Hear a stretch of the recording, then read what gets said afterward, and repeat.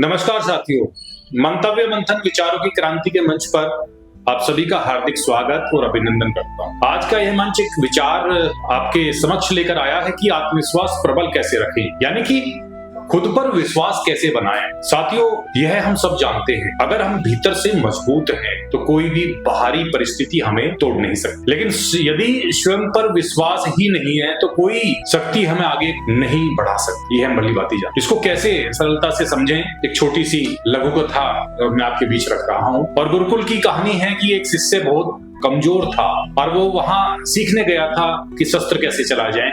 तीरंदाजी उसने सीखने का प्रयास किया, लेकिन कभी भी वह निशाना नहीं लगा पाता था और इसी वजह से मजाक का पात्र अपने दोस्तों के बीच बनता था। अब जानते हैं कि बैक बेंचर बोला जाता है आजकल के बच्चों को, बोला जाता है कि क्या आपके मुंह में जबान नहीं है, आप म्यूट हो गए हैं। इस तरीके की चीजें हमें देखने को मिलती और धीरे धीरे वह विद्यार्थी भी मान चुका था कि मैं असफल हूं। एक दिन यही सोचकर वह पेड़ के नीचे बैठता है और भगवान से शिकायत करता है कि ईश्वर, तुमने मुझको ऐसा क्यों बनाया। तभी गुरुकुल के आचार्य वहां पहुंचते हैं और वह सारी बात बताता है कि गुरुवर, मेरे साथ ऐसा क्यों।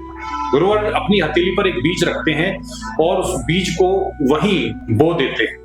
तो कहते हैं कि ये बीज छोटा है और ये जमीन के अंदर गया, कुछ दिन के बाद में ये छोटा पौधा फिर वृक्ष बन जाएगा। ठीक वैसे ही आत्मविश्वास भी समय के साथ बढ़ता है। शिष्य के बाद दिमाग में ये बात बैठ जाती है।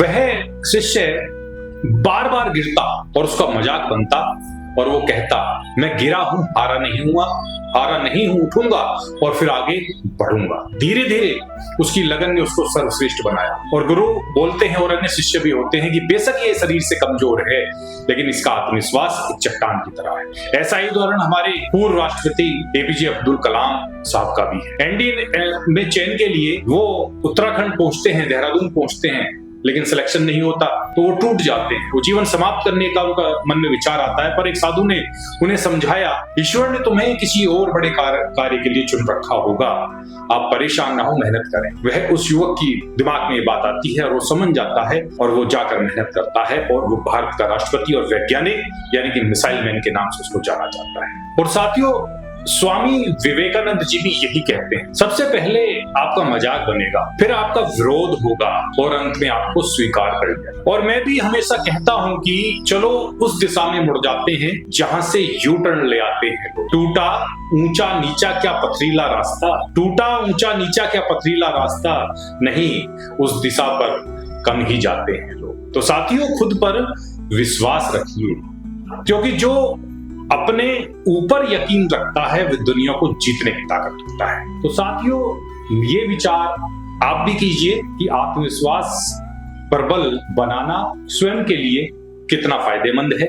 यदि आपका आत्मविश्वास प्रबल होगा, यदि आपको खुद पर विश्वास होगा, तो कोई कार्य ऐसा नहीं है जिसको आप ना कर सकते हैं। धन्यवाद।